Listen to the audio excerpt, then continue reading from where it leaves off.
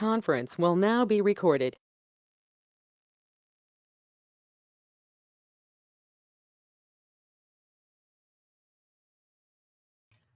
There you go. There we go. All right, I would like to open tonight's regular meeting of the Finance Committee at 6:32 on December 10th.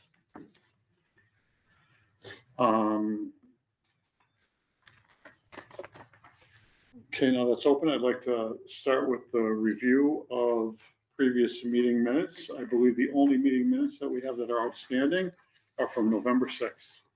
This is in the new format. So once it's approved, I will be emailing that to clerk at Belchertown.org, and it'll be timestamped and recorded. So anybody have any issues with the minutes? Anybody want to have a motion to approve the minutes? Motion to approve. Second? Second. Discussion? Okay, all those in favor of approving the minutes as presented, say aye. Aye. All right, Against? Abstain? We're done. good job. All right, so let's move on. Monday was second agenda item is discuss topics from joint leadership meeting that took place Monday, 12/8. That include discussions by or with the Massachusetts Association of Regional Schools. I think the gentleman, Mr. Barry, did a fantastic job. Jay. Representing the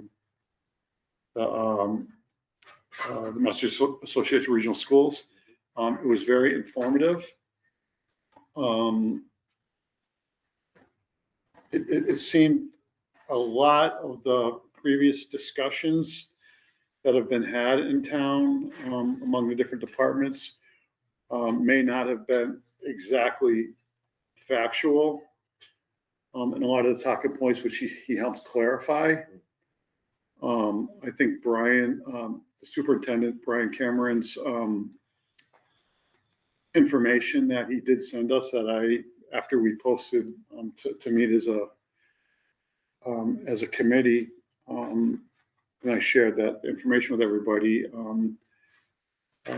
was very telling for the intangibles of going to at least considering a regional district. I don't think anybody wants to go to a regional district right now. We just want to look and see if it's feasible to even consider it.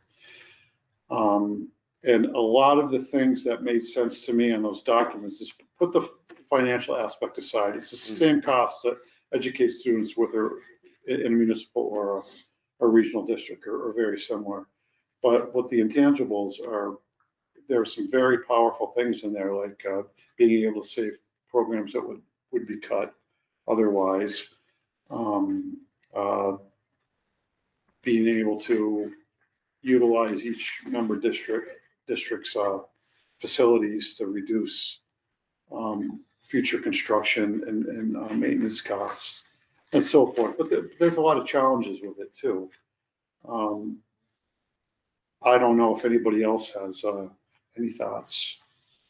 I think the exploratory committee that we were discussing is a positive step forward. I think the first thing's going to be is to find out who are we going to have as a dance partner. You know, I mean, what town or city wants to be able to be with us, and then I think after we get to that point, we could look at the exploratory group to see what we have in common with that group, call it Town A or whatever, and then we should get the data to figure out, is this something that's viable for the town? Yeah, I definitely agree with exploring it in more detail, exploring any option that we can. I mean, I think in last budget meetings, you know, we've talked about revenue being a challenge. There's not additional revenue coming in. And I think the school has had to make some cuts that impact programming, maybe not eliminate it, but reduce it. You know, I believe languages at the middle school and PE. And so in my mind, regionalization means that assessments are created, which then that funds the regional school district, and then revenue becomes a non-issue to them, from what I understand. So I think exploring that plus any other options that could be viable to the fullest and as soon as possible, because I do agree we need to be as proactive as possible so that we can benefit as much as possible from any sort of regionalization. If every other town around us regionalizes and what we're left with is joining a region that already exists, I don't think that puts us in as good of a position as if we are the ones that started. So, my thoughts. I just don't see an issue with strategic planning. I don't see the issue with that. I don't see the issue with finding the data that's gonna help us be more sustainable in the future. And like you touched on, I mean, just, I really don't see the problem with it. I don't Okay. get too deep into that, so I'll just leave it there. So, do we want to entertain possibly a motion to recommend to the select board that we do move forward, at least with an informal committee, to see if this works, makes sense to move forward to a more formal? So, Go ahead. sorry, my go question, ahead. and I wasn't quite clear. I know at the meeting Monday night, Nicole, you read something about who has to approve it. Do we know exactly who has to approve the committee? So what it said is there were two options, and this is for a regional planning board. But it would be either majority vote of both select board and school committee, or town meeting by a majority. What I was more hearing in the room the other night was that this would not just be a committee to discuss regionalization, but to discuss all kinds of things for forward-thinking planning down the road. Maybe it's not regionalization, maybe it was, what did they say? Where you bring like a French 5 teacher from one district. A regional and agreement. Share yeah, It's a so collaborative agreement. collaboratives, yeah, and I'm sure that there's other things that are up for consideration. I'm open to all of that. So I don't think it's necessary for us to do a formal regionalization planning committee, but something that gets us thinking about the future is so important. So would we be the ones to propose this, or would it be the selectmen? Oh, no, we would just, we're an advisory committee only. Okay. And we could advise just the select board to look in, to form a committee, to look into all these options, regionalization, all kinds of stuff. Right, and I believe that is something that the select board by a majority vote could do on its own.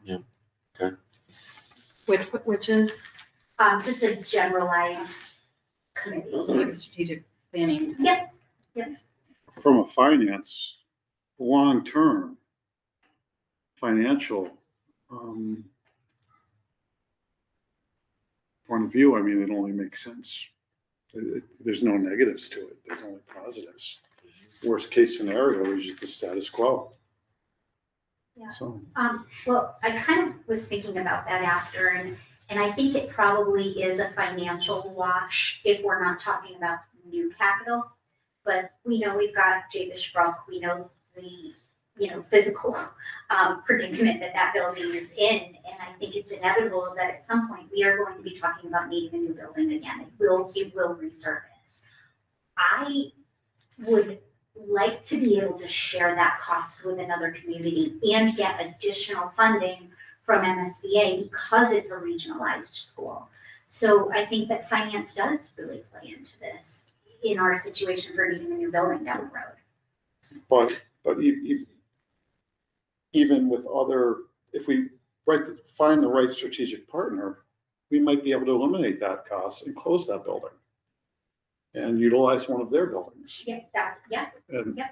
it's not something people want to talk about. Nobody wants to send their children to another community, to a school, to attend for a physical building, but it's what's best for the education of the students. And we're not education professionals, so we're not going to pretend that we are, but from a financial point of view, for the way it affects the community, it just makes sense to look into it. And I think it only presents opportunities. So we have the programs that we have. And, you know, I think I heard Brian say, we don't need more programs. We don't want more programs. But I mean, as someone with a kid and 2 kids in the high school, there's all sorts of things, you know, like there's not a theater, at least that I'm aware of. There's not, you know, like all the things that other schools have that, you know, and I don't know if that's something you can start if you join with another, you know, school district around here, but I think it only presents opportunities. Like Lisa said, you know, the fencing courses or something, I mean, specialties that could be very appealing to students and get credit hours for it. So I think that there's a lot of pluses. Unfortunately, my kids would not do fencing, but, you know. So, and there is a theater program. Oh, my bad. well- Sorry, they're athletes. Josh Curtis puts it on. I'm assuming they're doing it again this year. He does a fantastic job, but it's very limited and for a short period in the spring. Oh, I see. Oh, It's not a year-long thing. It used to be much more robust. One of the things that I was thinking about when Jay was talking about leasing a property per se, is having sort of, you were talking about a shared cost from whatever town we partner with, that, you know, they provide some type of payment, be it, you want to call it lease payment or whatever, just that could be set aside for capital improvements to the buildings and whatever is necessary. So I think that, you know, he was talking about about leasing other properties, but we have a lot of properties. And if the other town has some too, you know, we can do something where it could be a net amount between the 2 towns and take it from there. But we're, you know, until we find, once again, that dance partner, it's going to be able to figure it out.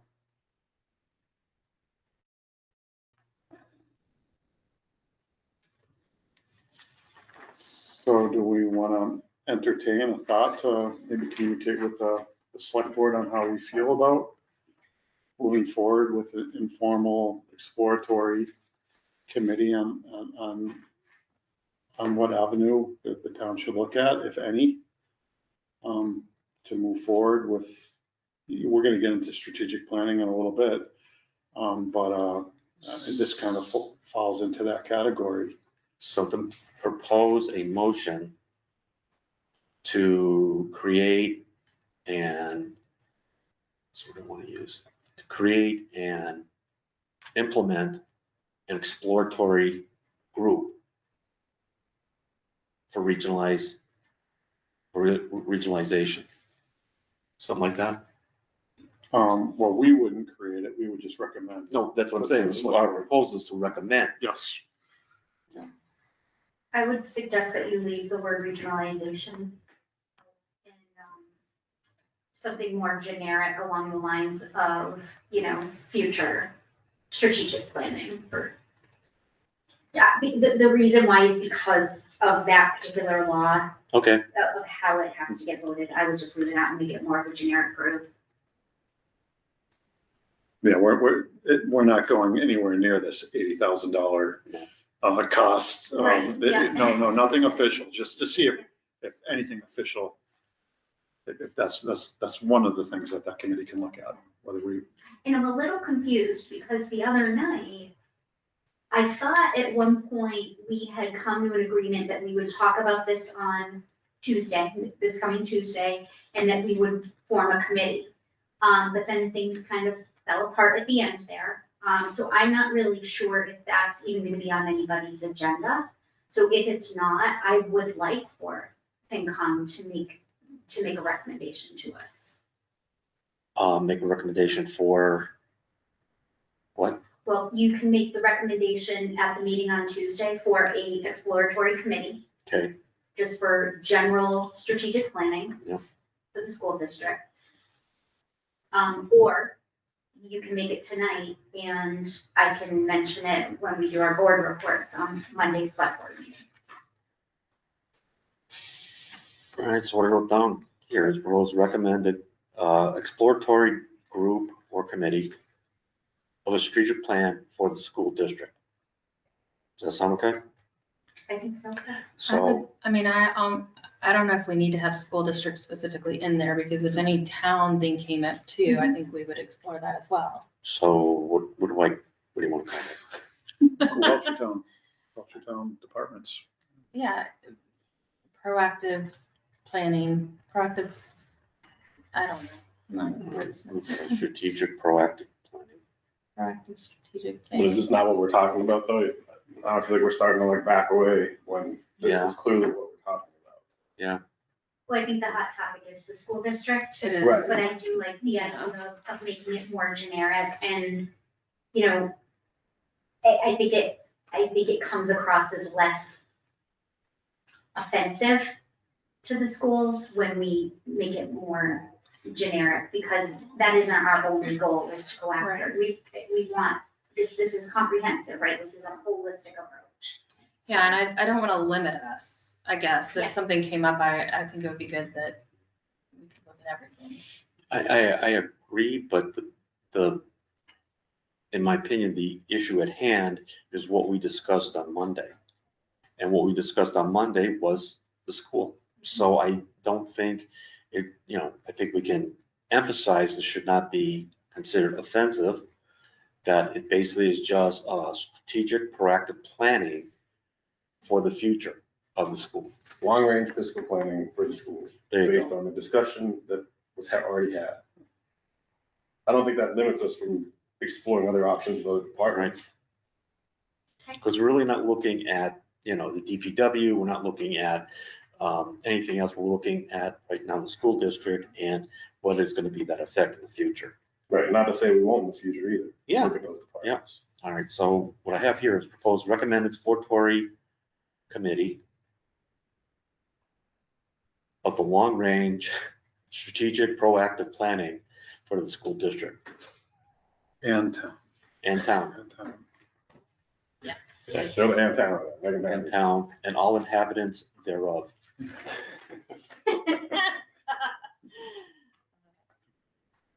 All right, Make a motion. all right, so I am going to make a motion to propose a recommended exploratory committee of a long-range proactive strategic planning group for the school district and town. there's a second Second. discussion. You really want to discuss it? No, I'm kidding. All in favor? Aye. Aye. So we will be recommending to the select board that we do move forward with Okay. an informal. One quick thing, let me modify that just a bit. Proposed recommendation to the select board. That's what the motion was. Okay.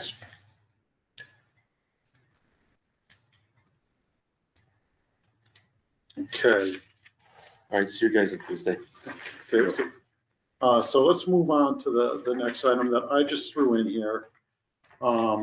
It's in the recent past, it's been pretty much the rule of thumb that the finance committee will not allow public comment at the beginning of the meeting. I'm not opposed to that. But I really hate for the discussion to be finance committee doesn't allow public involvement. That kind of leaves a bad taste in my personal mouth when it is a public meeting and so much that we discuss affects so many people in town. I just want to know, I'm not, previous chairs have made the determination themselves. I'm not going to do that. I want it to be a Let's a ask committee the decision. public. Nicole, what do you think? Yeah, no, I'm in agreement with that. I mean, it's something that we did on the select board recently. And, especially on the select board, I mean, our constituents are the voters Mhm. and the residents, and we represent their voices. They deserve to be heard. Mhm. Yes, you're in more of an advisory capacity, so I get it that it's not as crucial, Mhm. but I think the more transparency that we promote, the better. Yeah, I don't feel like we're shutting ourselves off from the public. I agree, go ahead. Yeah, I agree. I think just as long as everybody understands we are simply advisory, we don't make decisions. Yeah. We I could, mean, so I think there's a lot of comment that could come where maybe people don't understand that we are not the decision makers, and that may lead to some disappointment in whatever they're speaking about doesn't get acted on by us, but you know, just being clear that we're simply advisory. the second point I want to make to that is if we do decide to allow public comment, I would like to, whoever is chairing the meeting to maybe read or recite a statement of exactly what we are, what our role is in town, and our charge. And, you know, simple couple sentences, just so that there's nobody misconstrues. But I hate the conversation being the finance committee doesn't allow public comment. I think that's a really negative connotation, that it just doesn't benefit. It might save some minor headaches. But I mean, we want what's best for the town, and, you know, we're looking at things differently than the select board, than the school department, than any other department in town. We're looking at it from a financial impact, not an emotional impact.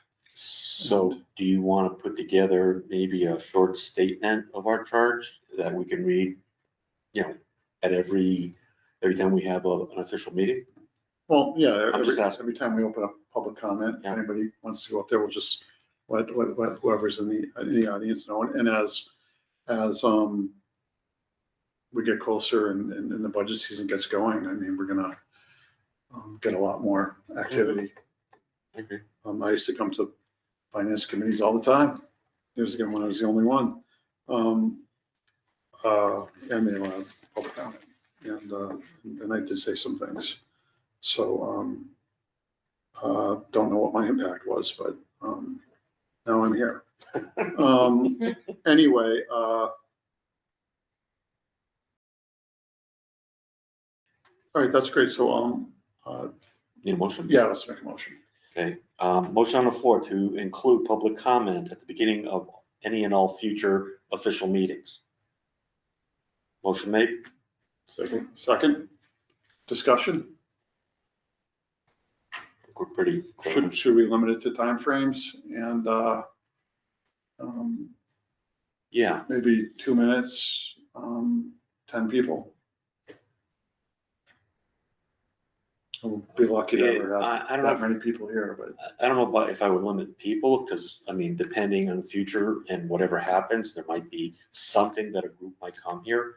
But I think limiting it to 2 or 3 minutes or something is definitely smart, because we don't want to have people coming here and giving a lecture and then not being able to do the committee. So I think having a maximum of, say, 2 minutes, as you suggested, is wise. okay, and, all right, so do you want to amend the motion to? We'll amend it to, with the inclusion of 2 minutes per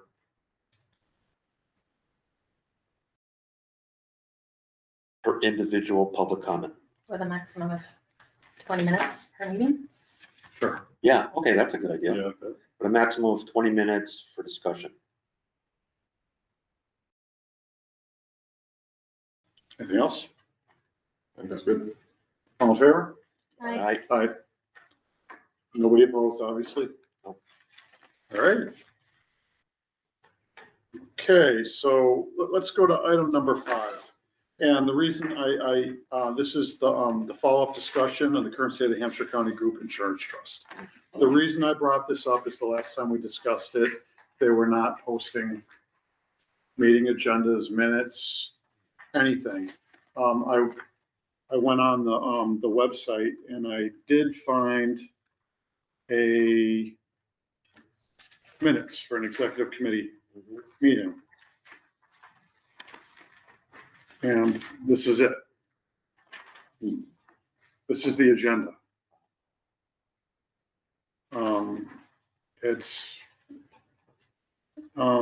It's not like the old ones used to be. There are no minutes. I did not see any minutes. I did not scour the website for it either, but I did not see the minutes. And at this time, there is no 2024 audited financial statement posted. There has been discussion that they are not required to follow open meeting laws. And if that's the case, then they're really doing nothing wrong. But given the situation that they put all these communities in, and then their need to reset their, I don't want to say fiscal policies, but their procedural policies and how they deal with their fiscal situation. Mhm. It kind of leaves a bad taste in my mouth that they're not providing open information to the community members. Is the select board getting anything? Aside from Steve's? Well, I know that I was on one of the calls. I joined one of the calls not realizing it was an executive session call and I was asked to leave. Following that, They asked you to leave? They asked me to Yeah. leave the call. It's not an executive committee. It was executive committee. I sometimes get little tidbits from our HR director, just like a quick overview on things that happen, but no, I don't have any detail as to what goes on in those meetings.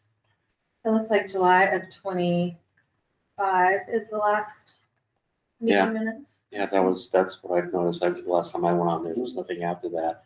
And the thing I'm looking at this, just to say, if they have a topic legal update, then something's going on there legally, and who knows and it could be anything from Joe Shea's payment, kind of like the college coach there was getting 95 million or whatever, to all the other stuff. I mean, it's but there's nothing here that gives us any information one way or another.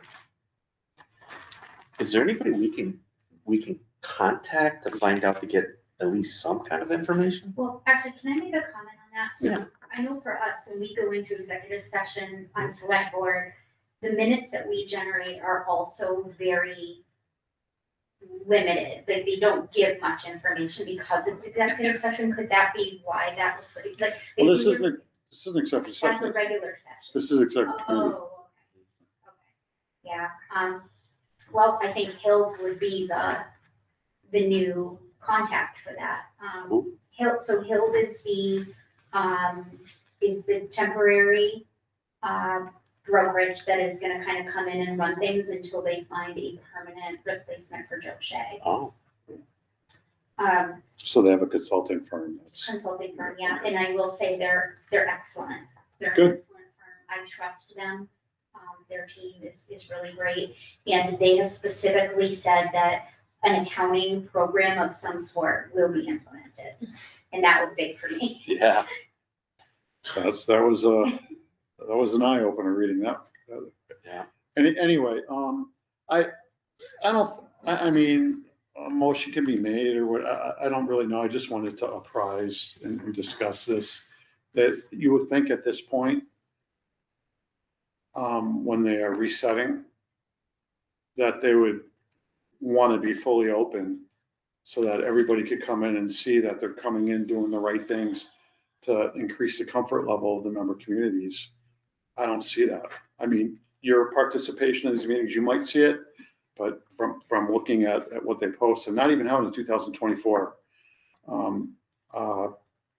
financial statement posted yet is really odd. The Well, they've unfortunate never been thing, under the microscope before, right? Now they're under the microscope Oh. and now they don't have a full staff. So I think they are scrambling. I think we'll see market improvements when Hill comes in, I really do. Oh, they're not in yet. No, Okay. don't quote me on this, but I believe they start January 1st. Okay. okay, Okay, then we can The thing is, when you have an organization that's in financial turmoil, anything can happen. And, until these guys coming in January, we've got several weeks here where anything can happen. So hopefully they have enough cash to take care of everything in the meantime, but. Well, one nice thing about the month of December, Yeah. From a claims perspective, is that people tend to not do their elective procedures in December. So you tend to see claims decrease in the holiday months. Interesting. Oh, that's good. Their plan year is July to June. Same as the state fiscal year. Yeah.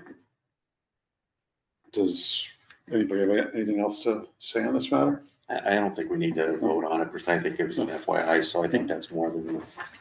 All right, so let's go to, I wanted to just discuss and add strategic planning. And one of the reasons, I've been thinking about this for a while, and one of the reasons surrounding this is there's a department in town that had a meeting and they discussed strategic planning, and the comments from the person, the individual in charge, lasted about, I wouldn't even say 60 seconds. So it didn't seem to me that it was taken very seriously. I may be wrong. It was just, so I just thought strategic planning is something that's kind of important. And after what occurred Monday, we were told that this is off the table as far as these discussions of strategic planning is off the table as far as the school committee is concerned for now, but they may consider in the future. I mean, the whole idea of strategic planning is looking at your future needs and incorporating it with your current budget. And so that the projection. So I asked the town clerk today, who's on, who's watching us right now, listening to us, or both. Hi, Derek. And I added some things to her list, but she gave me some numbers. I'm not going to really get into it, but so for school age, I did not consider under 5. Okay, from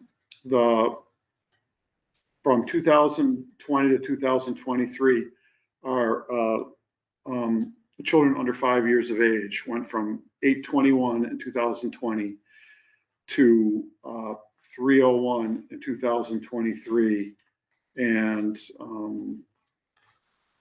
it looks like about 200 this year. Which column are you looking at? Sorry, where are you? There and there. Okay. Oh, you don't know that, okay. Yeah, so if you look on the far left, it was just real time data that the clerk had. And when you say number of residents, that's counting everybody, Everybody on the census in town. correct, okay. And so if you take the number of school-age children, which I consider to be 5 through 19, in 2020, it was 2,735 total count. This has nothing to do with enrollment. It just has to do with school-age children that reside in Belchertown. They could be homeschooled. They could go to another district. I don't know. But that's not really the point of this. It's to look at the shifting demographics. 2023, the school-aged dropped in 2 years. 3 years, it dropped from 2,735 to 2,108. And beneath that, in 2025, I added the totals, and it's down to 1,620. So if we look at the change from 2020 to 2025, it's a 1,115 count decrease. And Was any data available from 2024? This is, I'm just curious. I like to look at trends. I'm sure there is, but Okay. this is what I was That's fine, provided, that's yeah. fine. I was just curious, that's all. But conversely, I looked at the ages of residents 55 and over, and we've increased. So I said we've. Y'all. You're not. All right, 55 and over in 2020 was 4,730. To 2025, it's 6,080, an increase of 1,350 residents. So we have a significant shifting demographic. Mhm. And as was discussed the other night, that shifting demographic comes with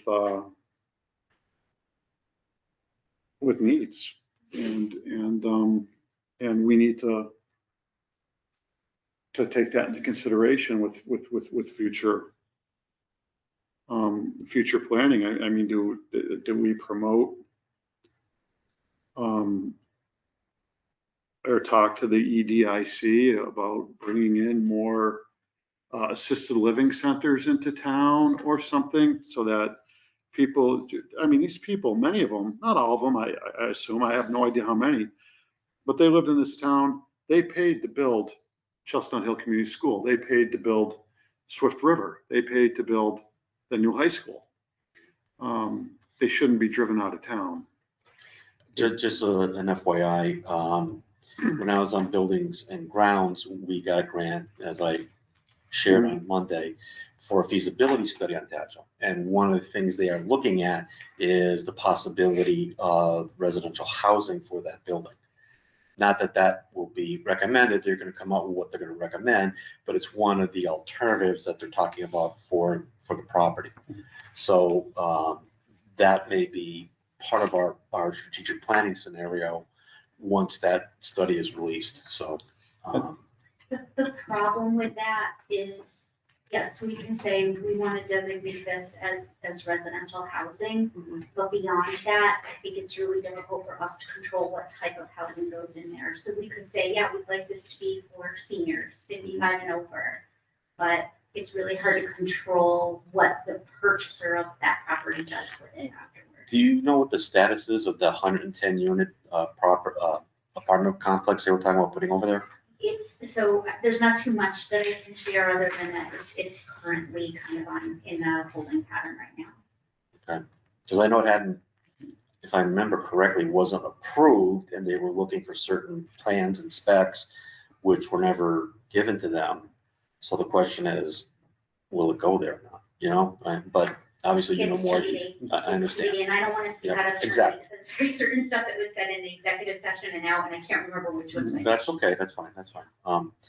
You know, regarding EDIC, I think that we've got to start looking at the availability of somehow getting commercial business into our town. Because right now, the tax base is like something like 90% residential.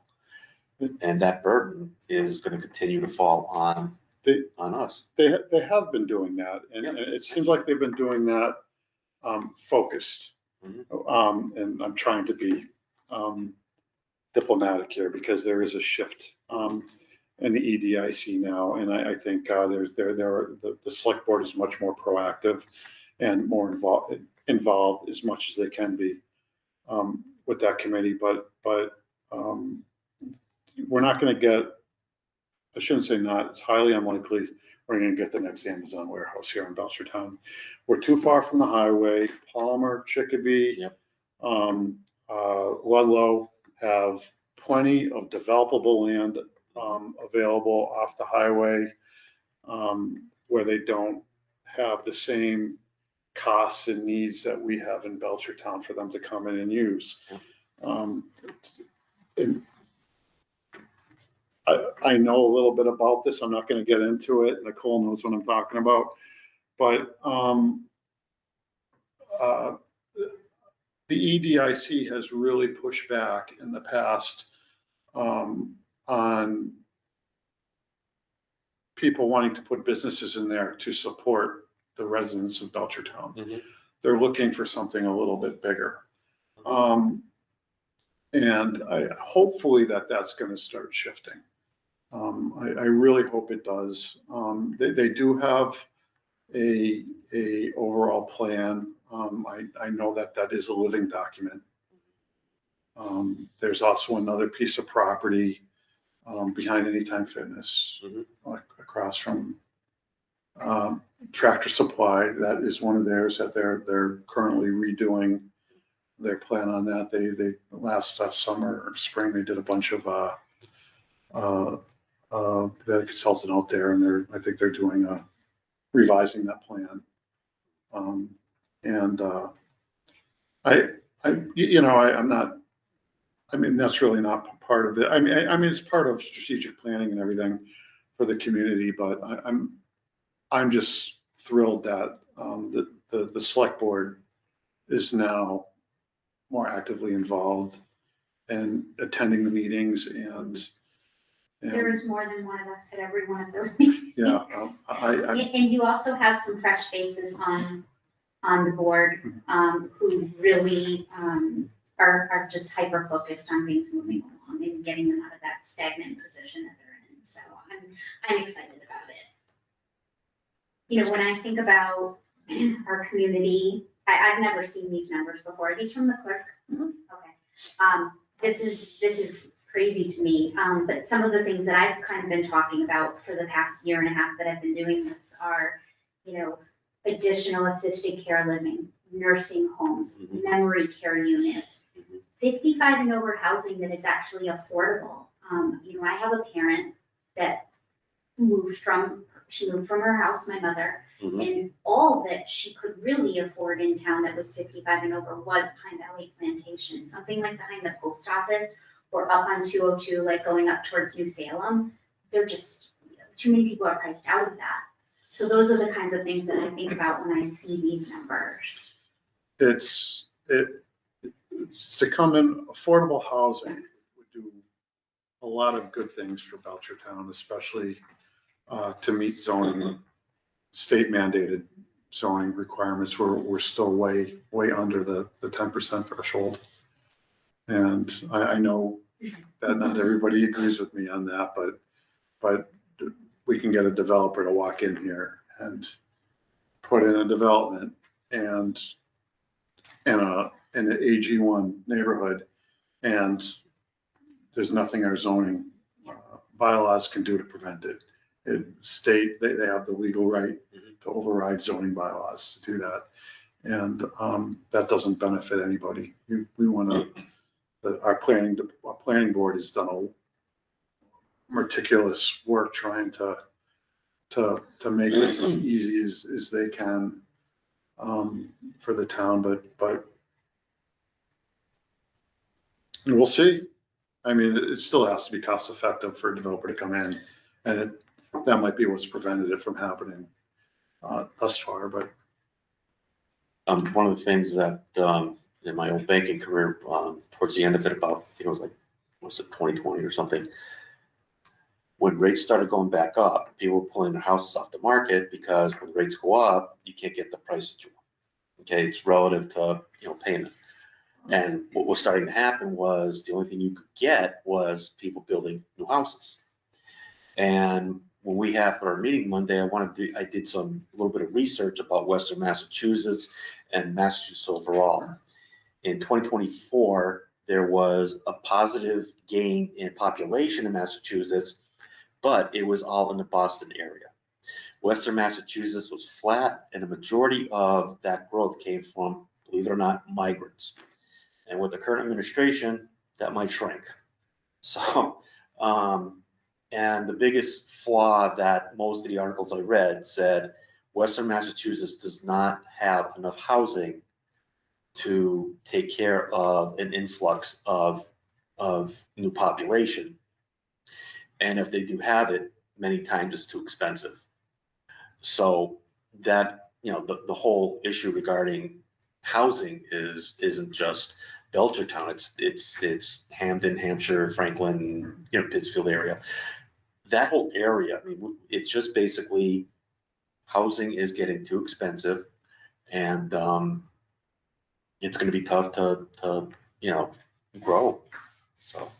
So another item on, for strategic planning, and this directly impacts the schools, and it comes up every year. We're keep cutting the school budget, but Belchertown has not cut the school budget at all. Our local aid goes up by a significant percentage every year. What's hurting it is the Chapter 70 funds. We have a declining population, declining student population. I have to correct myself. And we're not getting less Chapter 70 money because we're in what they call, we're held harmless. And that's, you get a few years of cushion where they don't take you lose 100 students, they're not going to take 100 students worth of Chapter 70 money from you, but you're also not getting that growth. And so Chapter 70 money comes to the town of Belchertown. It doesn't go to the school. It's not like school choice money that goes directly to the school department. It comes to us. So on that pie chart that is in that financial report every year, those numbers are lumped together, and it makes it look like the LEA funds are in Belchertown's reducing what we're giving to the school department. That's not the case. I sent out a big thing to the committees last year on that and kind of broke it down. When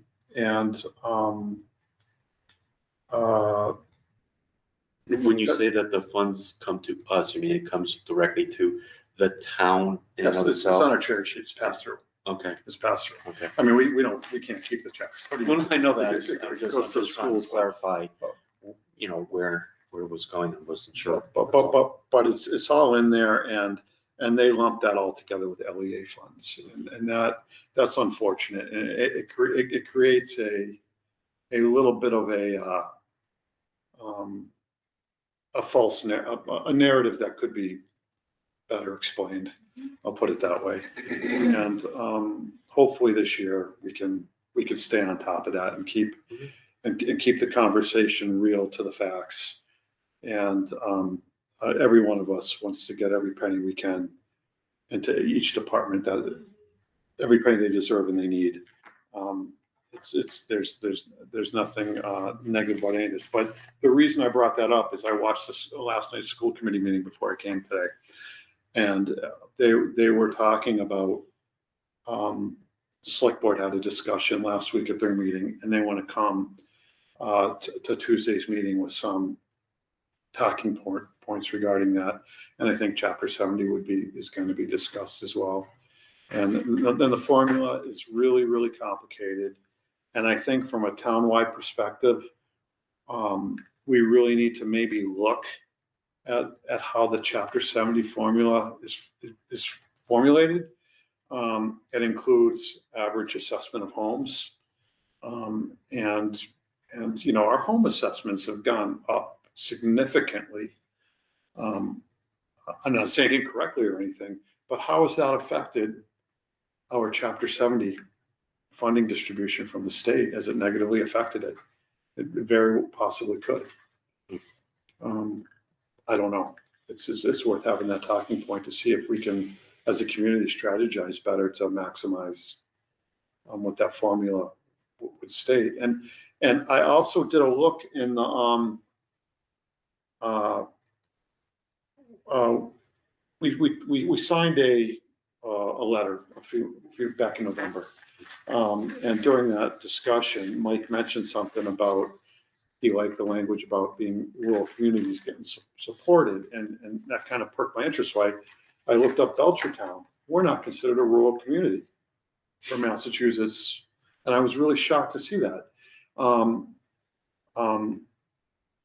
At least not in terms of being eligible for a grant. Is it because of population size? No, it has to do with number of students per square mile.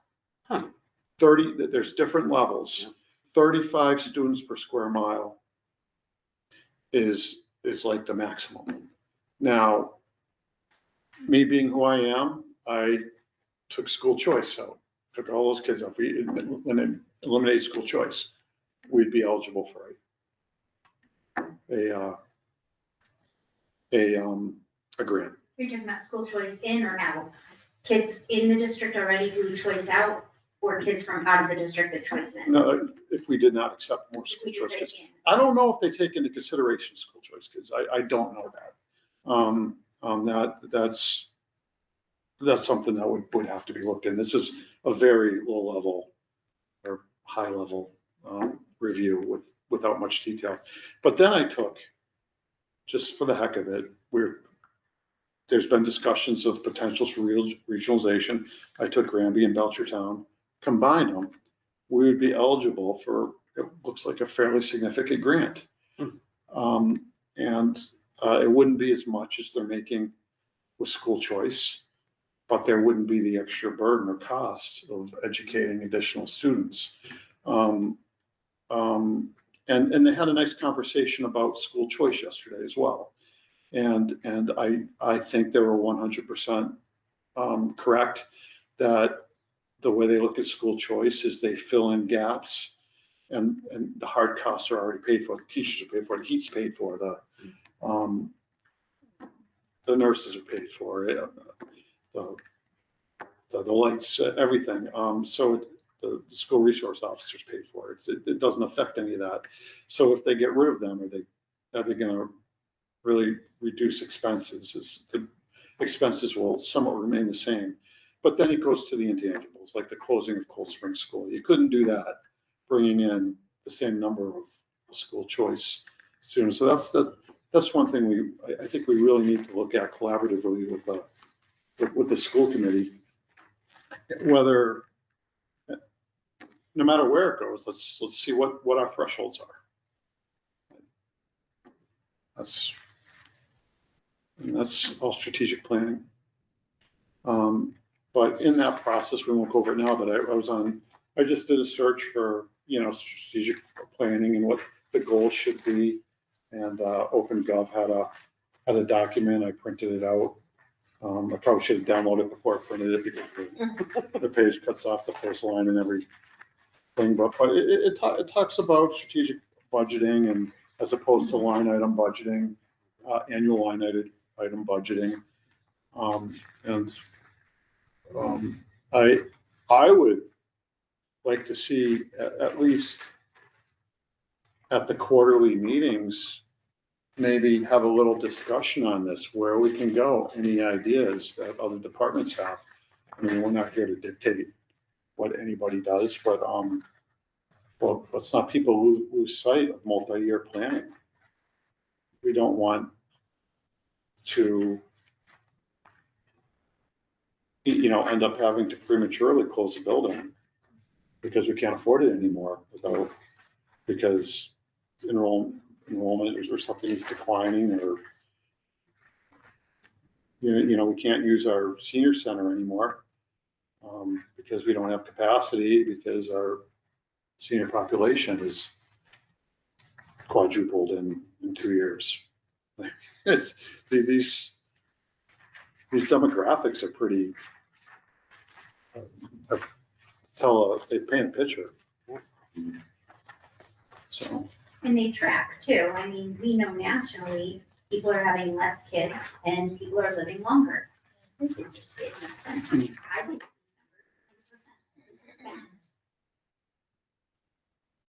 It's fact for the best information that we have. We can't we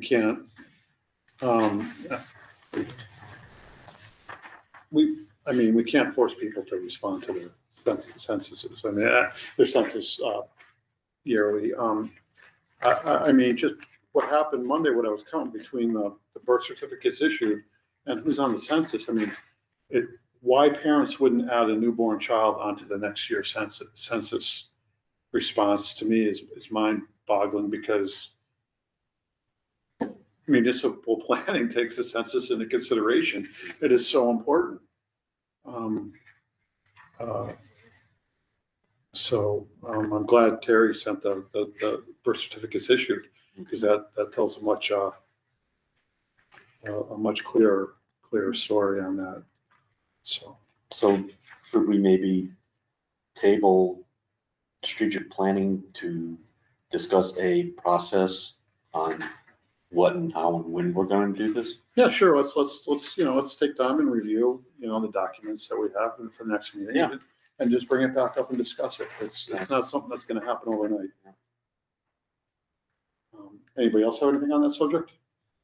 I think I discussed with you previously that you and I were both on the capital improvement committee, and we had to resign because of, coming here. Now we can do that. That's our next agenda item. Do we have anything else on strategic planning? I got the open. Hey, sorry. Okay, no problem. If there's nothing else on strategic planning, then we'll Table. just table it until next meeting and discuss it again, or maybe we can bring it up on Tuesday night at the tri-board meeting and just give a little spiel on it. Okay, let's go with number 7, which was a request of Rick, who discussed this issue with the town manager and thought it would be appropriate to discuss. And that is, at the last special town meeting, the bylaw for the finance committee was changed. The original language did not allow anybody appointed or elected to an office to serve on the finance committee. We, after discussing that, with Steve, we felt that, and Lori at the time, everybody felt it was okay to be a committee member, because that really wasn't holding an office like the police chief or the fire chief or the superintendent of schools or the town manager for that. That would be completely inappropriate for them to be a member of the finance committee. But somebody from the capital improvement planning committee, there's no conflict of interest because you both wear the hat of the town. You're both speaking for the town, the best interest of the town. So, I get appointed, and next thing you know, Hey, no. Both of us. the town attorney gets involved. He said, you better resign from one of them. So we did. But now that we get back in, and I guess Rick wants to. I had to resign from both the capital improvement group and also the buildings and grounds committee. And, with buildings and ground, we were in the middle of that feasibility study.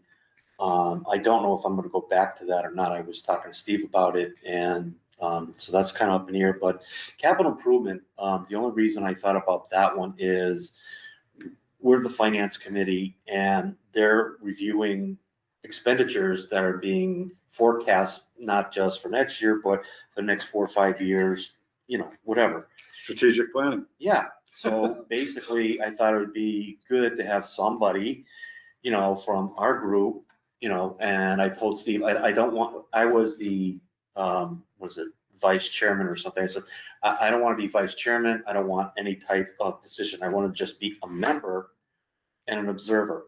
So that, I can, if it's okay for me to vote and be that member, fine. If it isn't, I'll just be the observer.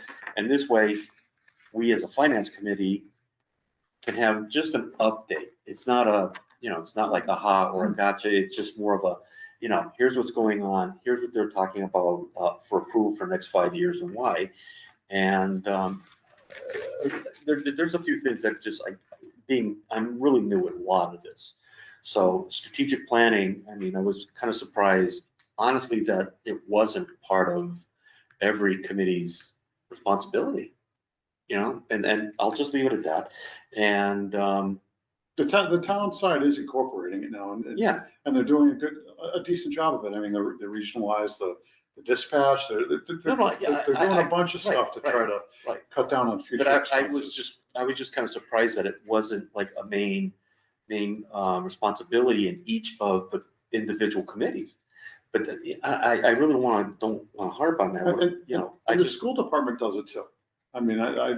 They have been doing it as well. Yeah, no, I'm just saying that, I think that it's necessary to do strategic planning.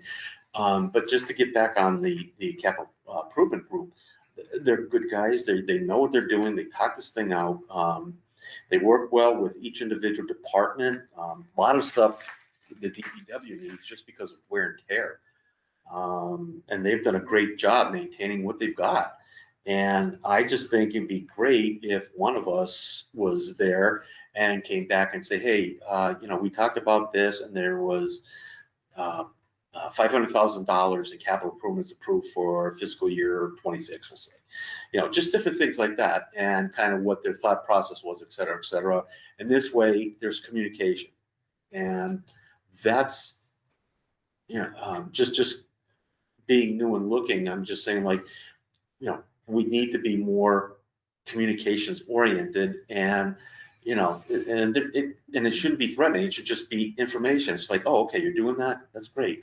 It's just, there shouldn't be surprises. We shouldn't be 6 months out, 8 months out and finding out, oh, they spent money on this. And it's like, oh, geez.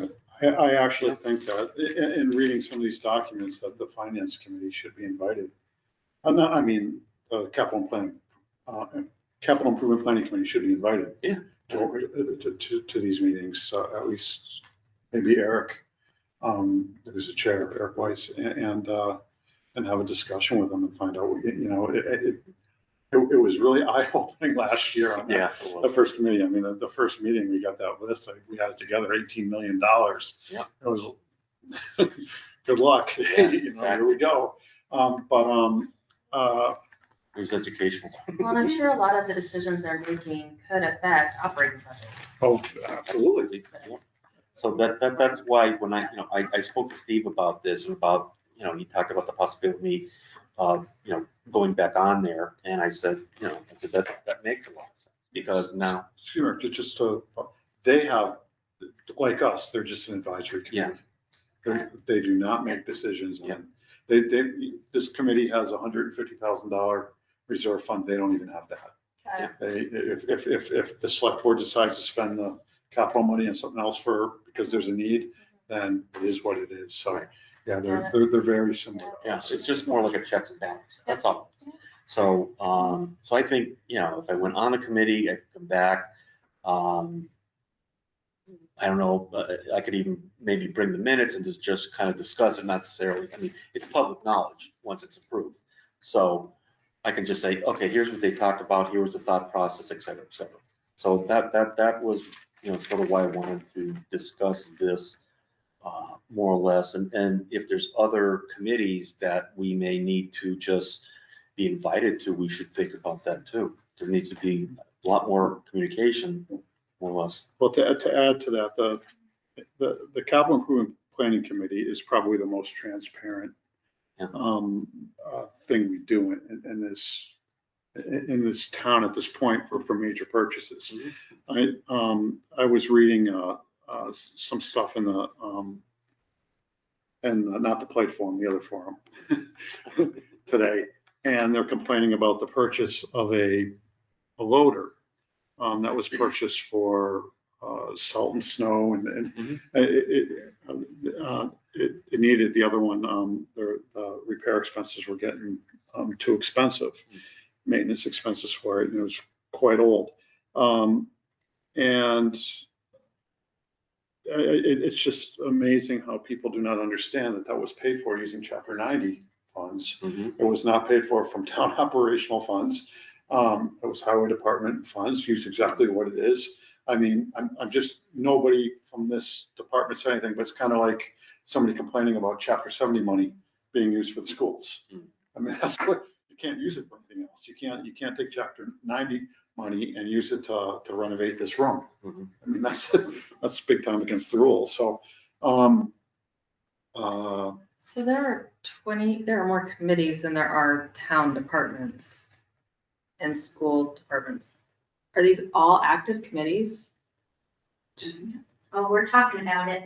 So actually, that was a question I wanted to ask you. Since Brian and Rick, since you left capital planning, have they replaced you at all? No, the positions are both open. They've been advertised in the Sentinel, building and grounds also. Again, I don't know if I'm gonna go back on, that may just be a one and done. Once Tadgell School is completed and finished. Yeah. Right, it's, because what happens is Tadgell School was basically designed to have more or less members from each of individual departments and committees to be there to strategize what to do with the school. And, But then you changed your charge. Correct.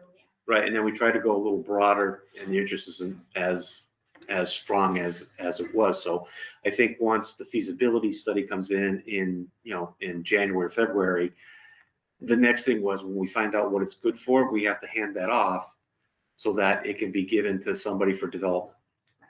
And then I think their purpose will be fulfilled. But I don't want to fill too much of my time being on various committees. Well, so Katie, to answer your question, so that is one of the problems that we have in Belchertown. We've got over 15,000 residents, right? And it's the same people over and over again participating in committees. And so one of the things that I'm working to get on our agenda that hopefully we'll be talking about soon is committee consolidation. As well as kind of going more above and beyond than we already do in attracting other residents into committee positions. But I fully would support you wanting to, go over to capital planning. And I think it shows good collaboration if you bring back whatever information you can to finance committee. But it's something we're actively going to be working on. So. Okay. So I'm going to put together a letter and send it to Steve. I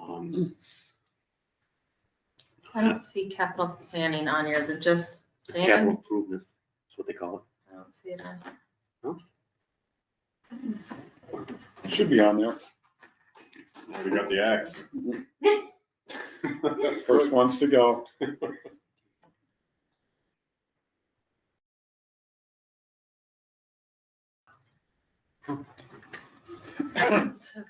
So there's probably board committees then. Oh, you interested? Text Eric right Well, I now. mean, I was thinking, if there are other committees, maybe we can sort of assign whoever can attend different committees that makes sense to, and then come back to report, but Liaisons, I mean, that's what we do on select board. Yeah, but I'm a there's liaison. 20. It would be something similar. that's a lot of committees. But I don't think that there's a need for FinCom to Yeah. go to, I don't know, cultural council, for instance, I don't know, or animal control advisory board. I think there's a lot that wouldn't make sense. Right. Was it on? As, I think if you put it in the search thing, you might be able to bring it up. I think that's how I did it last time. Okay. Terry's on there, you can ask her where it is. So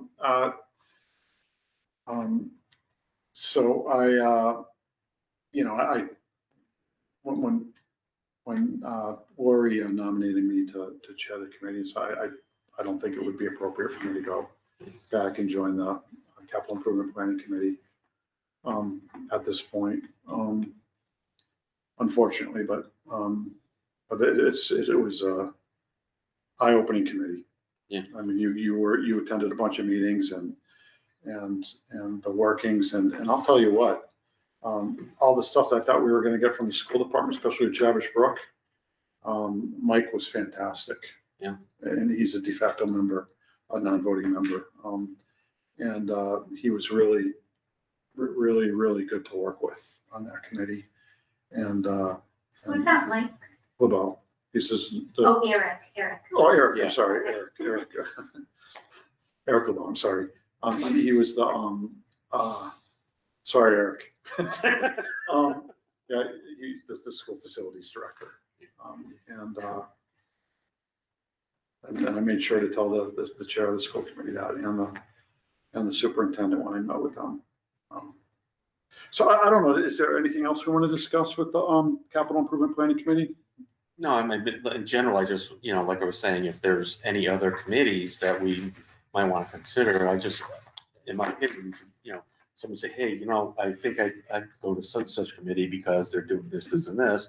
And it's just a discussion in general to say, this is why I want to be on that committee. It's notification, and that's it. So, my whole thing on capital improvement was, like you're thinking, you got yourself a lot of responsibility as chair. Me going back there probably would be okay, and I don't think, and I know the guys, they do a great job, and I can just report back on what they're discussing and take it from there. Okay, so, there's one item that I have to add. It's kind of a last minute emergency item. I did talk to the town clerk today about this and see if it was appropriate to bring up. This is a personnel issue, so we will not mention names. We will not even mention, positions. But I was requested to, distribute this to the committee, the finance committee. There was a complaint against, from somebody that we work with closely against another, town employee. The finance committee might have to, at least me as the chair, write a letter addressing the situation. I did forward information to you guys via email today, and I'll give you a copy of the letter that was written. It's really unfortunate, and it's important. I don't think this is going to be a surprise to anybody. And hopefully it is resolved quickly and with little,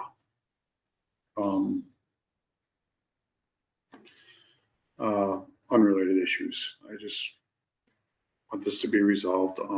It is being handled appropriately. Next meeting, per the advice of the town clerk, we may invite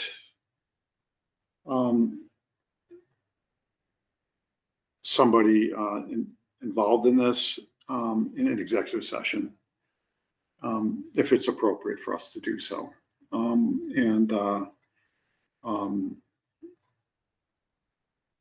But this has to end because it's gonna make moving forward into budget season, budget discussions very complicated if it's not put to rest right away. And hopefully we can put it to rest in a very positive manner without any negative issues. So that's all I'm going to say on this. And with that, does anybody have anything else to come up? I think you covered it pretty good tonight. Mike? Yeah, you are. Anything for select board? Motion to adjourn? Motion, the second. All in favor? Aye. 7:45, Rick. Cool. Hour and 15 minutes. That's not bad. No, not at all. Thank you. Thank Have a you. Good night. Take Thank care. you.